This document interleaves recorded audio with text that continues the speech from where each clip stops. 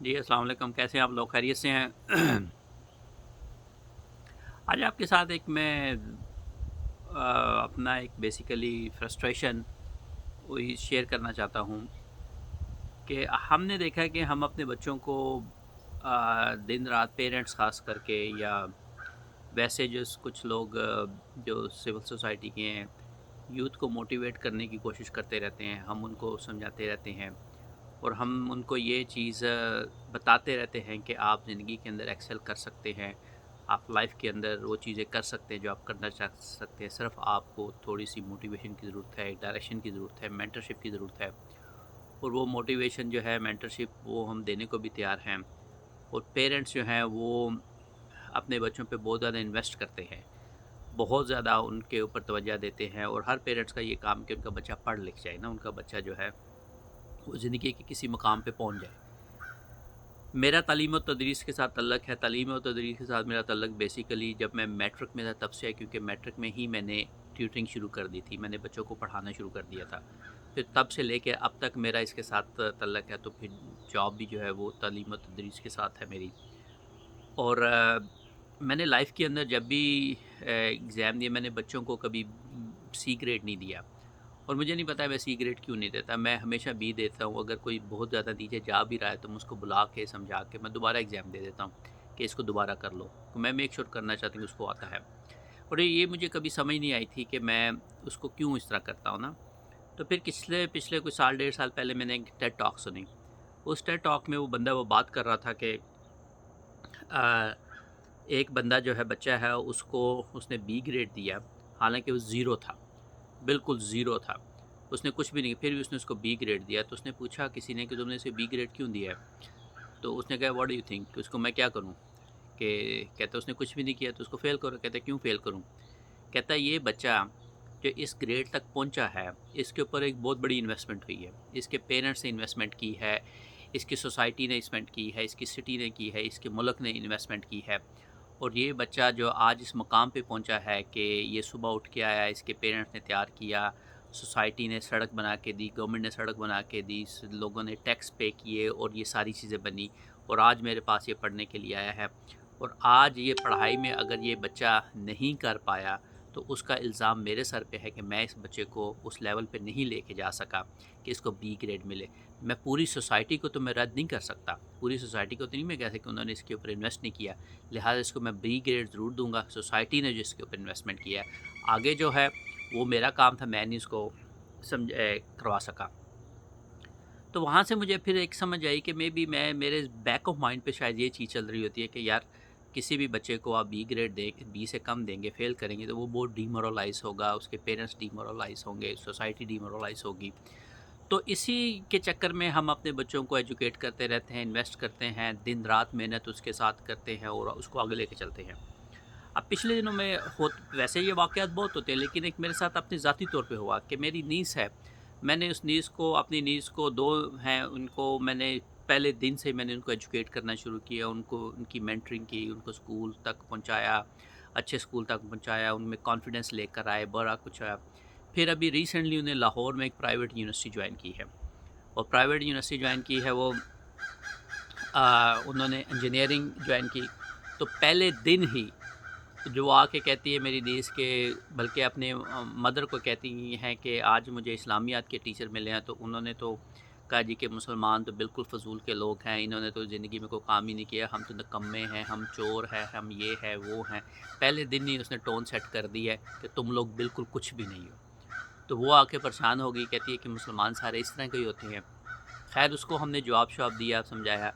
उसके बाद कल फिर वो आ गई, कहती है कि मैं कंप्यूटर साइंस का कोर्स ले रही हूँ और मैं लगता है मैं फ़ेल हो जाऊँगी. मैंने बोला क्यों तुम फ़ेल हो जाओगी. कहती है मैं इसलिए फ़ेल हो जाऊँगी कि मेरा टीचर जो है वो कहता है कि तुम क्वेश्चन बहुत करती हो और अगर तुम क्वेश्चन करोगी तो तुम्हारे नंबर कटेंगे. तो कहती है मुझे जब समझ नहीं आती है तो मैं क्वेश्चन करती हूँ, जब मैं क्वेश्चन करती हूँ तो मेरे टीचर को पसंद नहीं आता, वो कहते हैं मैं तुम्हारे नंबर काट दूँगा. कहती है अगर हर क्वेश्चन पे मेरे नंबर कट गए तो मैं वैसे फ़ेल हो जाऊँगी. अब वो बच्ची जिसके ऊपर मैंने कई साल दिन रात करके उसको उस लेवल पे लेके आया, उसका कॉन्फिडेंस बनाया, اس کو اے لیولس کروایا، پھر کیمسٹری میتھ میں اس کو گائیڈ کیا، مینٹر کیا، اس کو یونیورسٹی تک پہنچایا، وہ سارا کیا. وہ پہلے دن ہی ٹیچر اس کو کہتا ہے کہ تمہیں میں فیل کر دوں گا کیونکہ تم کویشچن بہت کرتے ہو، تمہارے میں نمبر کاٹ لوں گا. یہ کس قسم کی ہم سوسائٹی میں رہ رہے ہیں، کس قسم کے معاشرے میں ہم، کون سی جنریشن کو ہم پروڈیوس کر رہے ہیں؟ یہ کون سے ٹیچر ہیں؟ یہ کون لوگ ہیں جو ہماری قوم کو آگے لے کے جا رہے ہیں؟ ان کو اس چیز کا احساس نہیں ہے کہ اس کے ایک ورڈ سے پوری بچہ جو ہے اس کی وہ ڈی مورلائز ہو جاتا ہے، اور جو سوسائٹی نے، جو پیرنٹس نے اس کے اوپر انویسٹ کیا ہوتا ہے وہ سارا کا سارا کو کھاتے چلا جاتا ہے، ایک دم وہ ڈاؤن دا گریڈ چلا جاتا ہے. ان ہمارے ٹیچرز کو، ہمارے مینٹر جو پاکستان میں بیٹھے، ان کو اس چیز کا احساس نہیں ہے کہ بچوں کو مینٹر کس طرح کرنا ہے. ان کو آج تک 25 سال کی عمر میں زندگی، 25 سال کی میرا جو اکیڈمک کیریئر ہے امریکہ کے اندر، آج تک کبھی کسی ٹیچر کو میں نے نہیں یہ دیکھا بچے کو یہ کہتا ہو کہ میں تمہیں فیل کر دوں گا کہ تم کویشچن بہت کرتے ہو. آج تک ہم نے نہیں کہا. ہمیشہ اگر کسی نے نہیں بھی پرفارم کیا تو وہ اس کو یہ کہتے ہیں کہ you did good but you can do better. ہمیشہ سے یہ کہتے ہیں. اگر بچے کا 0 بھی آیا نا، اس کو کہتے ہیں you did good, you tried your, but you can do better. تو بچے کو موٹیویٹ کرتے ہیں. اور ہمارے ہاں وہ بچی یونیورسٹی کے اندر پہلے دن گئی ہے، پہلے تو اس کو یہ کہا گیا کہ تم کچھ بھی نہیں ہو، تم لوگ مسلمان نہیں، گھٹیا قسم کے مسلمان ہو. اوپر سے وہ کمپیوٹر سائنس کا ٹیچر اس کو کہہ رہا ہے کہ تم کویشچن بہت کرتی ہو، لہٰذا میں تمہیں فیل کر دوں گا، تمہارے ہر کویشچن میں نمبر کاٹوں گا. اور وہ بچی ڈی مورلائز ہو کے بیٹھ گئی. اب اس کو دوبارہ اٹھانا جو ہے وہ بڑا مسئلہ ہے. مجھے سمجھ نہیں آ رہی ہے کہ ہماری سوسائٹی کہاں پہ جا کے چلی گئی ہے. جن بچوں کو ہم اتنے سالوں محنت کر کے ان کو اس لیول پہ لے کر آتے ہیں، وہ جاتی ہے ٹیچر کے پاس، ایک دم سے ٹیچر اس کو جو ہے نا وہ پوری ہماری سالوں کی محنت جو ہے نا وہ کھڑیلائیں لگا دیتا ہے. اور یہ کیا ہم اس طرح اپنی سوسائٹی کو آگے لے کے چل سکتے ہیں؟ اپنی یوتھ کو ہم ایسے آگے لے کے چل سکتے ہیں؟ کیا یہ ہم نے سیکھا ہے اپنے یونیورسٹی کالجوں میں کہ بچوں کو ہم نے کس طرح پڑھایا ہے نا؟ میں انشاءاللہ تعالیٰ اس کی پوری میری کوشش ہے کہ میں اس کی پرابلم کی جڑ تک پہنچوں، اور میں یونیورسٹی کے ہائر اپس تک پہنچوں، اور ان کو بتاؤں کہ آپ اپنے ٹیچر کی جو ہے نا وہ مسلسل کونسلنگ کیا کریں، ان کی مینٹرشپ کیا کریں، ان کو موٹیویٹ کیا کریں، ان کو سمجھایا کریں کہ بچوں کو کیسے پڑھانا ہے، بچوں کو آگے کیسے لے کے جانا ہے. کیونکہ اگر ٹیچر ہی نہیں بچوں کو بتائیں گے تو بچوں نے آگے کیا سیکھنا ہے؟ اور یہ میری پوری کوشش ہے. لہٰذا اس کو جو ٹیچر سن رہے ہیں، جو پروفیسر، میری لسٹ میں ٹیچر ہے، پروفیسرس ہے، اسسٹنٹ پروفیسر ہیں، ایسوسیٹ ہیں، وائس چانسلر بھی ہیں.